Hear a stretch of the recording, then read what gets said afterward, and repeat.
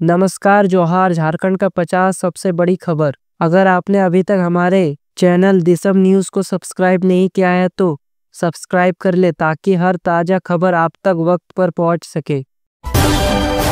शिक्षा मंत्री रामदास सोरेन की अचानक तबीयत खराब। शनिवार रात को गिरने से सिर में गंभीर चोट आई।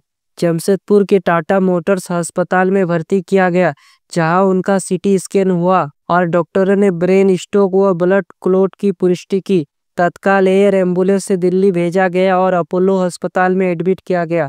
विभागीय आधिकारिक बयान में बताया गया कि इलाज डॉक्टर सुधीर त्यागी की निगरानी में चल रहा है और उनकी हालत गंभीर है लेकिन स्थिर बनी हुई है। सीएम हेमंत सोरेन ने खुद दिल्ली पहुंचकर अस्पताल में डॉक्टरों से स्थिति जान रहे हैं। अस्पताल में बैठे स्वास्थ्य मंत्री डॉक्टर इरफान अंसारी और शिक्षा मंत्री शिल्पी नेहा तिर्की लगातार अपडेट ले रहे हैं।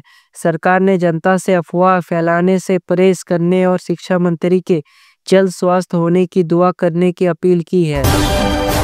शिक्षा विभाग में तत्कालिक प्रभारी परिवर्तन। शिक्षा और पेंशन विभाग के कार्यभार को नगर विकास मंत्री सुदय कुमार सोनू को सौंपा गया। सूचना जनसंपर्क और आईटी विभाग की जिम्मेदारी अब दीपक बिरुआ संभाल रहे हैं। इससे विधानसभा सत्र में विभागीय कार्य सुचारू रूप से चलेगा। मौसम विभाग की चेतावनी और संभावनाएं। येलो अलर्ट जारी, जिलों में भारी बारिश की संभावना। प्रभावित जिलों में त्वरित सतर्कता जरूरी, जहां तेज हवा और वज्रपात की आशंका। रांची में हल्की बारिश का अनुमान पर कोई अलर्ट अभी तक नहीं। अंशान बंगाल और बिहार में सक्रिय साइक्लोन की वजह से अगले 24-48 घंटों में झारखंड में बारिश का असर बढ़ सकता है। 8 अगस्त को विशेष रूप से रांची में बारिश की संभावना है। पेंशन वितरण से लाभार्थियों को राहत। इंदिरा गांधी राष्ट्रीय सामाजिक सुरक्षा पेंशन योजना के अंतर्गत कुल 64,628 लाभुकों को नियमित मासिक की राशि भेजी गई। इसमें वृद्धा पेंशन 92,653 लाभुक, विधवा पेंशन 11,623 लाभुक, दिव्यांग पेंशन 352 लाभुक। आदित्य साहू का कांग्रेस पर तीखा हमला।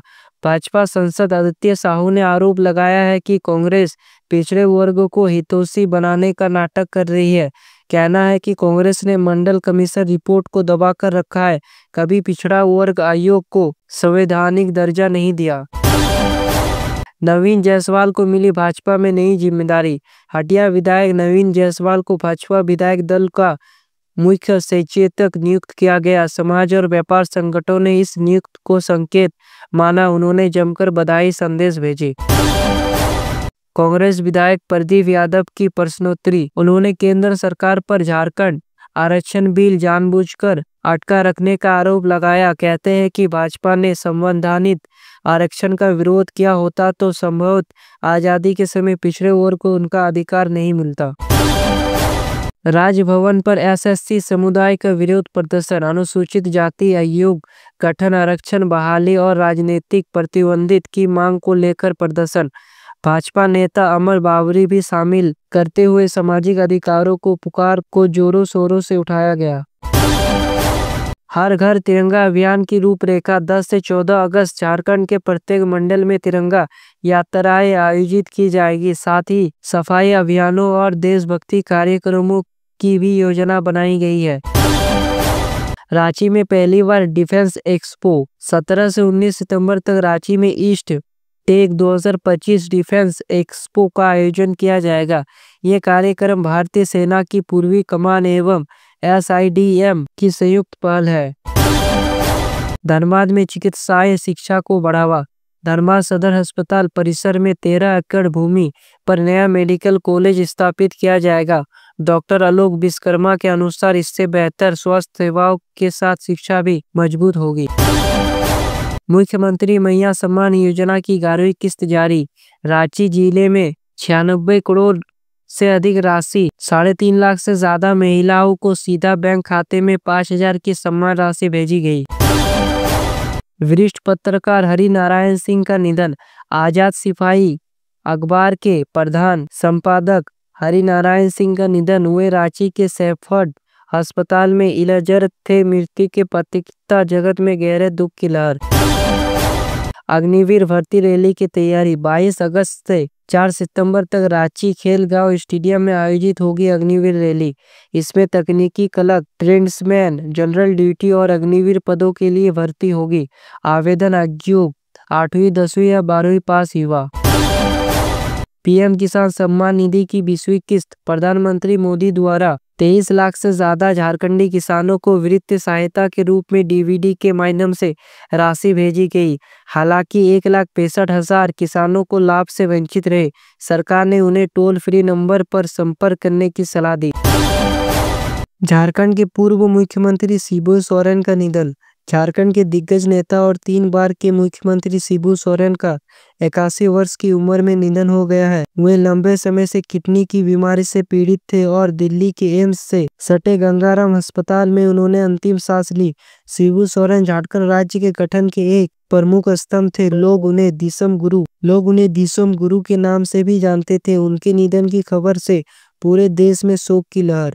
राष्ट्रीय नेताओं की श्रद्धांजलि। शिबू सोरेन के निधन पर प्रधानमंत्री नरेंद्र मोदी, गृह मंत्री अमित शाह, कांग्रेस नेता राहुल गांधी सहित तमाम प्रमुख नेताओं ने शोक व्यक्त किया। अंतिम संस्कार और राज्य के शोक। शिबू सोरेन का अंतिम संस्कार नेमरा में किया जाएगा।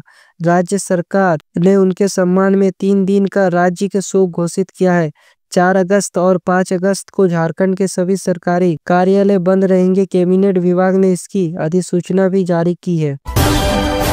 मौसम विभाग का अलर्ट, भारी बारिश की चेतावनी। झारखंड के कई जिलों में साइक्लोनिक सर्कुलेशन के कारण 4 दिन तक भारी बारिश की चेतावनी जारी की गई है। पलामू, हजारीबाग, कोडरमा और चतरा जिलों में येलो अलर्ट जारी किया गया है। राजधानी रांची में भी तेज हवा और वज्रपात की संभावना है। विश्व आदिवासी दिवस इस बार सादगी से आयोजन। 9 अगस्त को विश्व आदिवासी दिवस सादगी से मनाया जाएगा। राज्य सरकार ने निर्णय लिया है कि इस बार कोई बड़ा सार्वजनिक आयोजन नहीं होगा। हालांकि 15, 16 और 17 नवंबर को झारखंड स्थापना दिवस के साथ ही आदिवासी दिवस को भी भव्य रूप से मनाया जाएगा।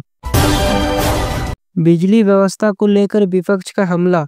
प्रतुल सहदेव, बीजेपी ने कहा कि सिमडेगा जिले में करोड़ों की लागत से बने 3 सब स्टेशन पिछले 3 साल से बंद पड़े हैं और सरकार मूक दर्शक बनी हुई है। बालू की कीमत बढ़ी। अब झारखंड में बालू की सरकारी दर 7 रुपया 50 पैसा से बढ़कर 12 रुपया 80 प्रति CFT हो गई है। ये आम जनता के लिए झटका है, खासकर उन लोगों के लिए जो घर बनाने की योजना बना रहे हैं। सुप्रीम कोर्ट में राहुल गांधी पर सवाल। राहुल गांधी से सुप्रीम कोर्ट ने पूछा कि उन्हें कैसे पता चला कि चीन ने 200 वर्ग किलोमीटर भारतीय जमीन पर कब्जा किया। हालांकि कोर्ट ने निचली अदालत की कार्रवाई पर रोक लगा दी है। कांग्रेस का बचाव। जयराम रमेश और मल्लिकार्जुन खड़गे ने राहुल गांधी का बचाव किया और चुनाव आयोग को भी मोदी सरकार की कठपुतली कहा। खड़गे ने कहा कि चुनाव आयोग गरीबों और अल्पसंख्यकों के नाम से मतदाताओं सूची से हटा रहा है।